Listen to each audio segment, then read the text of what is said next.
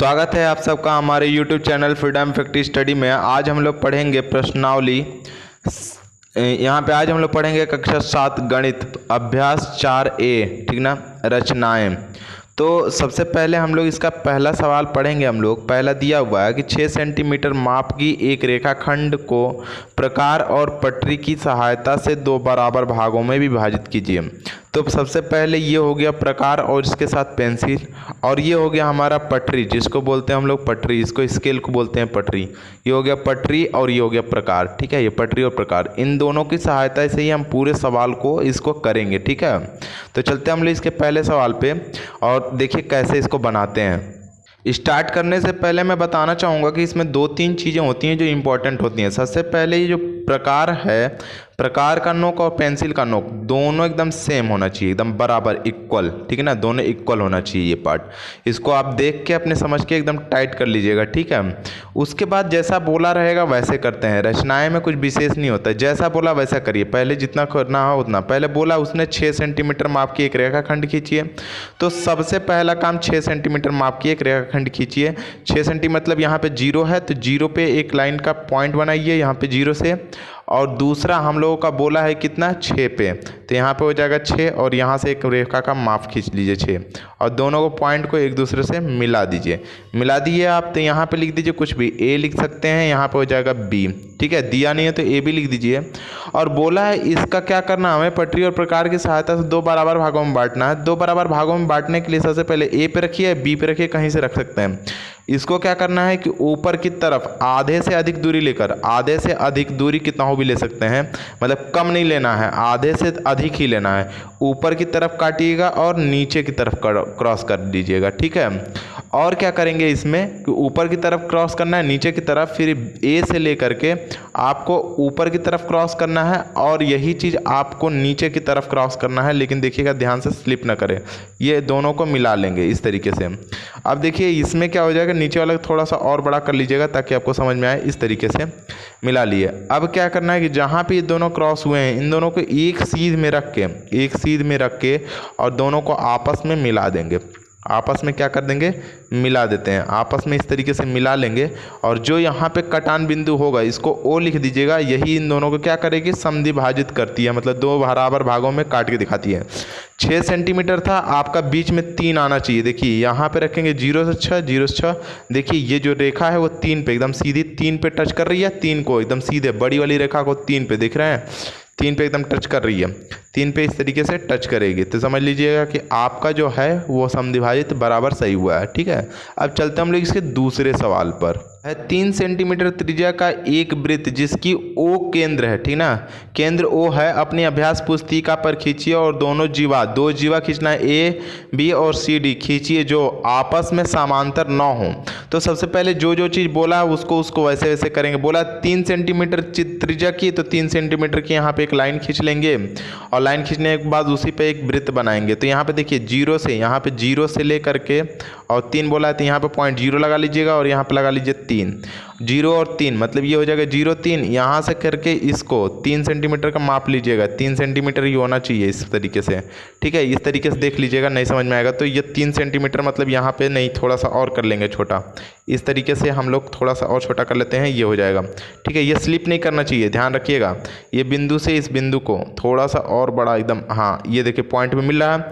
अब इसको क्या करेंगे, गोल इस तरीके से आप खींच लीजिए, गोल एकदम कर लीजिए, इस तरीके से आप कर लीजिएगा गोल। ये देखिए 3 सेंटीमीटर से हो रहा है। जो हमारा जो इसमें पॉइंट रहेगा, समझिएगा बात को, जो इसमें पॉइंट है ये बीच वाला, इस बीच वाले को इस बीच वाले से क्या कर सकते हैं आप, मिला सकते हैं। जहाँ पे ये पॉइंट है कहीं भी मिला सकते हैं। ये 3 सेंटीमीटर यहीं पे था ये पॉइंट, तो यहाँ से इस तरीके से इसको मिला लीजिए। ये 3 सेंटीमीटर की इसकी त्रिज्या हो गई, ठीक है। ये 3 सेंटीमीटर की इसकी त्रिज्या हो गई, इसी से मिला लेते हैं हम लोग, ठीक है। ये हो गया हमारा 3 सेंटीमीटर का इसका त्रिज्या। अब जो ये 3 सेंटीमीटर का त्रिज्या है, फिर बोला है कि ए बी, और यहाँ पे ये त्रिज्या को हम लोग केंद्र को ओ लिखेंगे। ए बी और सी डी नाप की कोई भी जीवा ले लेते हैं, लेकिन समांतर नहीं होना चाहिए। तो समांतर जब नहीं होना चाहिए तो यहाँ पे भी जीवा ले सकते हैं, ठीक है ना, यहाँ पे भी एक जीवा ले सकते हैं। और कहीं पे भी ले सकते हैं, इधर भी कहीं भी ले सकते हैं, ठीक ना। अगर समांतर नहीं होगी तो इस तरीके से ले लेते हैं दोनों, ठीक है ना, ताकि समांतर नहीं होगा।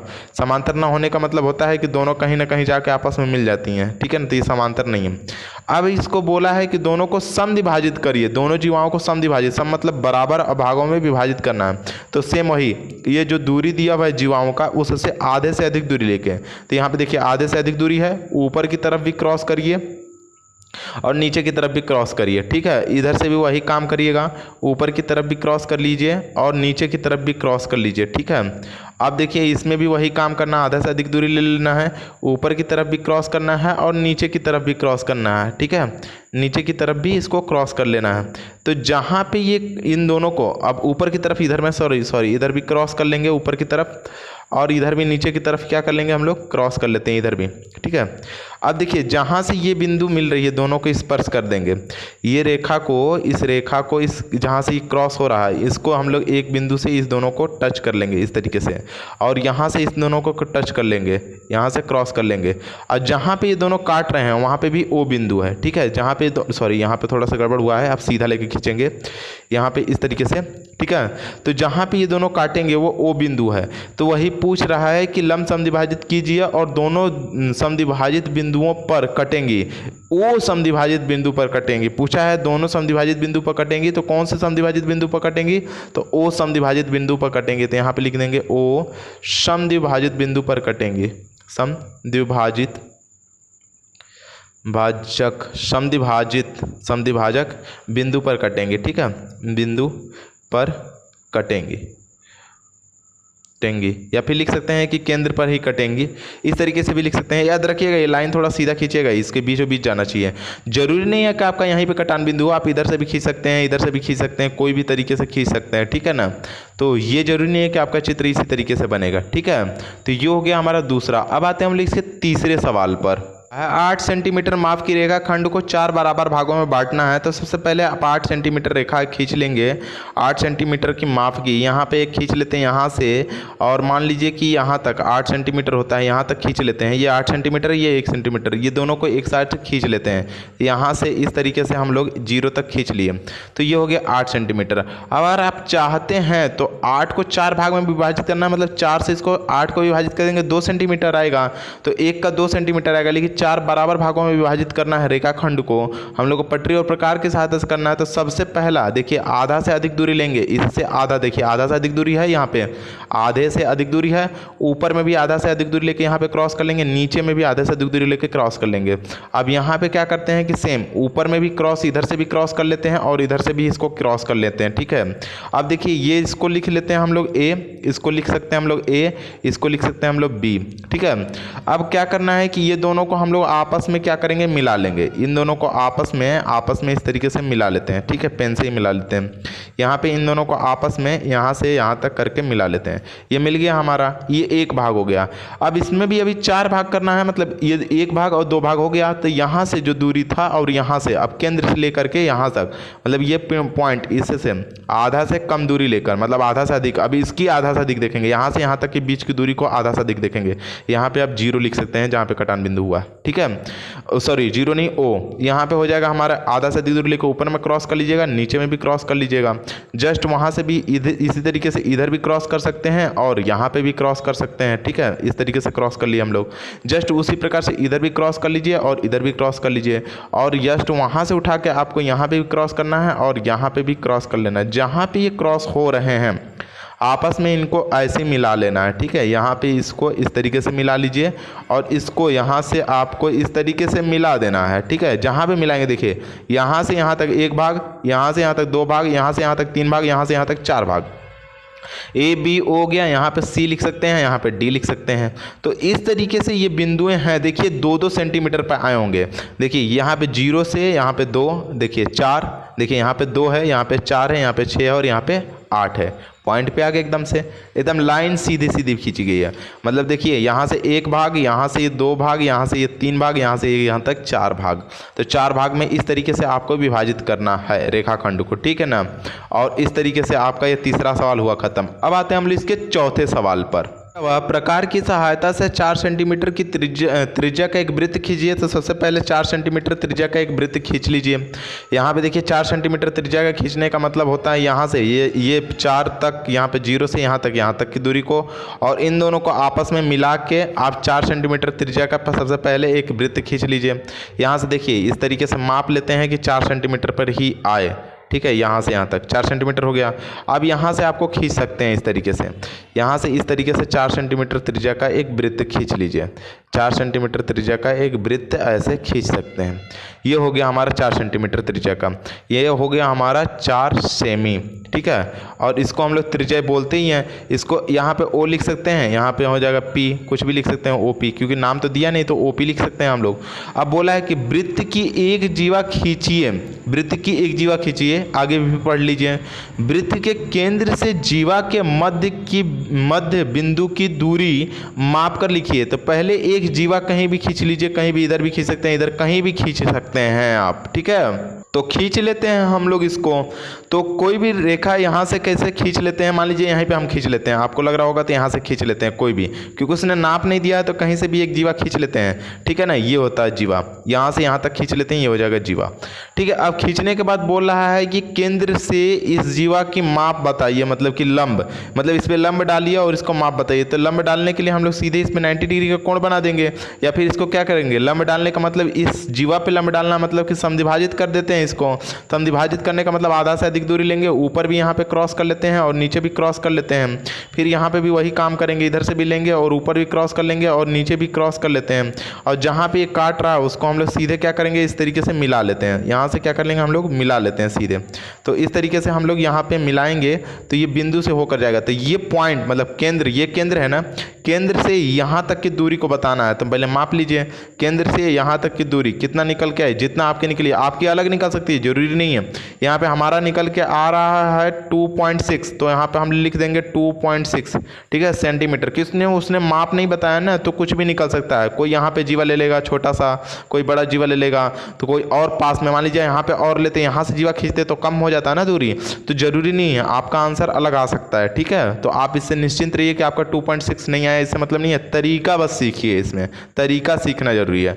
दूरी बोला है 2.6 सेंटीमीटर। ठीक है ना, मेरा आया, दूसरे का आपका अलग आ सकता है। ठीक है, और ध्यान रखिएगा एक चीज़ और भी मैं वृत्त में बता दे रहा हूँ कि वृत्त में ये जो दूरी कहीं भी खींच देते हैं, मतलब कि वृत्त में यहाँ से यहाँ तक की दूरी कोई भी खींच देते हैं। मान लीजिए हम बता दे रहे हैं, यहाँ से यहाँ तक कोई भी दूरी खींच देते हैं। ठीक है, ये जीवा होता है, मतलब यहाँ से एक और लाइन खींच दिए, ये भी एक जीवा हो गया।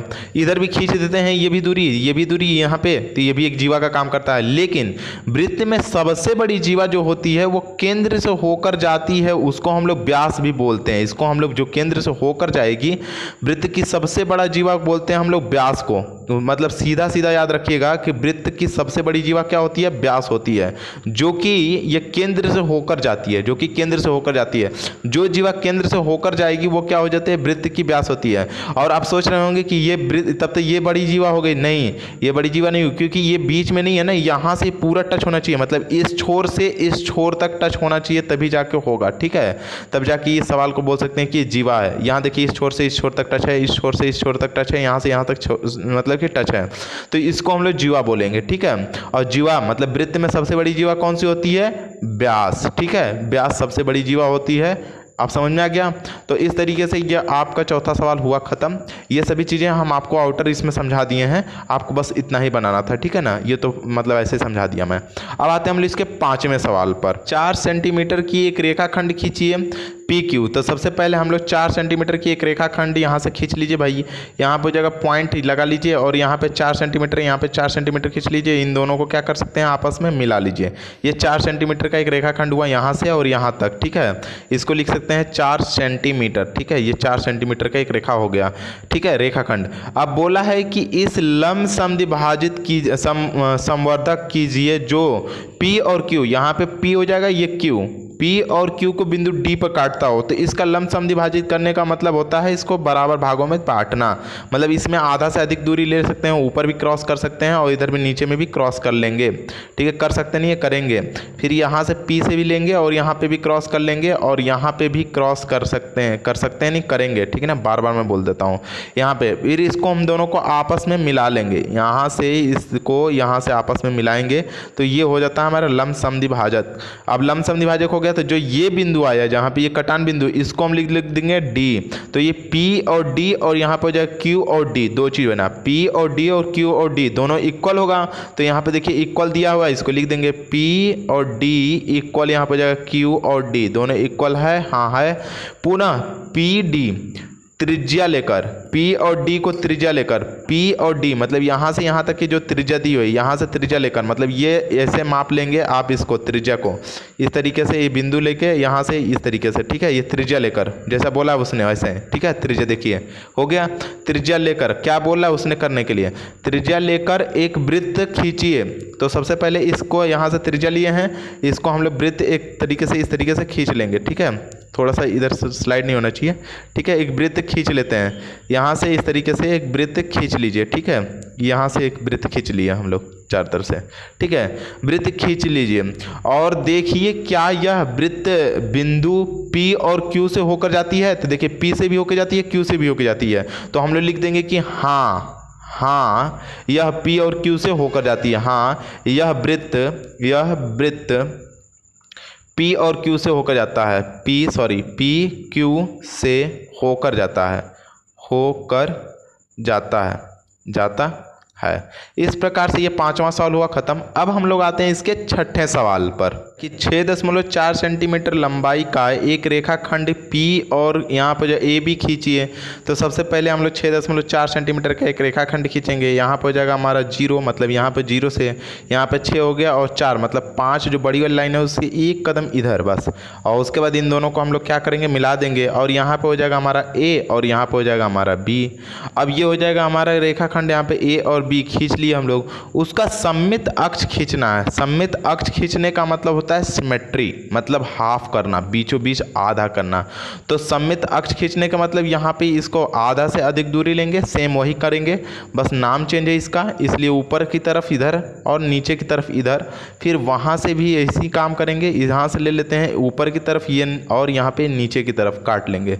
और काटने के बाद क्या करेंगे हम लोग, इसको मिला लेते हैं। तो हम लोग इसको यहाँ से पकड़ के इस तरीके से नाप के मिला लेंगे और जो ये कटान बिंदु होगा जहाँ पे ये कट के निकलेगा, ये इसका संयुक्त अक्ष हुआ। इसको हम लोग P और Q का नाम भी दे सकते हैं। ठीक है, तो ये जो कटान बिंदु हुआ यहाँ पे O, तो इसका संयुक्त अक्ष क्या हो गया हमारा P और Q, और इसी तरीके से इसकी रचना करनी थी। ठीक है, तो ये हो गया हमारा छठा सवाल। अब ये चैप्टर का ये जो चैप्टर है 4A ये हुआ ख़त्म। अगर आपको किसी भी सवाल में इस चैप्टर के किसी भी सवाल में अगर आपको थोड़ा भी डाउट है, थोड़ा भी अगर संदेह है, ठीक है ना, तो आप तुरंत कमेंट करिएगा। ठीक है ना, यदि आप लोगों को हमारी ये वीडियो अच्छी लगती हो तो प्लीज़ लाइक करें, शेयर करें और सब्सक्राइब करना बिल्कुल ही ना भूलें।